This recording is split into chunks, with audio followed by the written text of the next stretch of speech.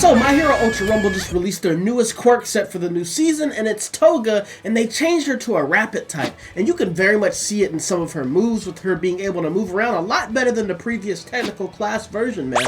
But today's anime question is going to be, which Toga do you think is better after you've gotten to play with them if you actually did roll for Toga? And while we were rolling, we accidentally got Hawks, man. So y'all might see something with Hawks later on in the future, man. But honestly, we're going to break down this character, give you some, some strengths and some things that you can do with this character, and also, just let you know our thoughts at the end of this after we tested some things out, man. But this is something you might be interested in. Make sure to like, comment, subscribe, turn the bell, do all those nice things. And if you want to see more anime game content, make sure to join the Discord pinned in the description. But let's go ahead and talk about this character. Alright, man, so we talk about the new Toga. She's a rapid type, so she has a lot more movement now. When we look at the alpha quirk, it's going to be the jagged spinning knife. And this one starts with 8 shots and it also has a max of 8 shots. Now, if you aim this one a little bit higher, it has a boomerang effect. But this one is basically just a normal projectile where you shoot it out and then the boomerang is going to come back at you. This one has solid damage and some good range, but the thing is, this thing has insane tracking in a sense that if you shoot it forward and it doesn't hit a wall or anything, it's going to go completely behind you the exact same range that it went forward.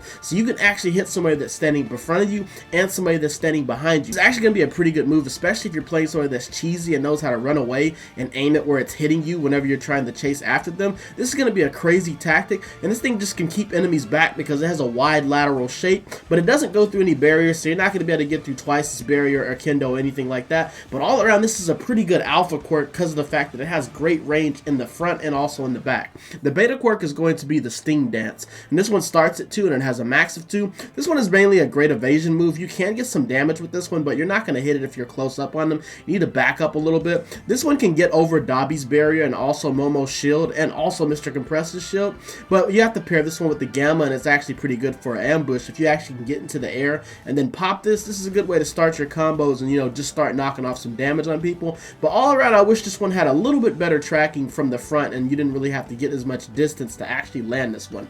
The Gamma quirk is going to be the Bloodsucker. This one starts at 2 and it has a max of 3, and you can just tap this one and you'll just steal their blood. And this one actually works pretty similar to Twice's Gamma, where he basically charges at you and slashes you. That's how this one basically works, but if you hold it, you can actually steal the blood and transform immediately. So you have two choices: tap and steal the blood, or hold and transform after stealing the blood. This one's actually good for movement when you pair it with the beta, because you can get yourself in the air, and then you can use your beta to either ambush the enemy or just get some movement to get farther into the air. And this one doesn't need to come into contact with anything to actually get some movement in the air. This one also has great tracking, because if the initial range needle hits the enemy, you're automatically going to track to them. So some strengths of this character after looking at all these things: she's pretty good at movement, and she's also good at ambushing people, and she has an easier activation of her special action, which is still in the quirk. Some weaknesses though: I think the beta could be better for straight up damage and also just hitting it from point blank range. But that's the main issue I really had, was just the beta with actually activating it when you're close to people. But all around, I think this quirk set is pretty good. Like I said, you definitely do sacrifice like some of the things for getting more movement.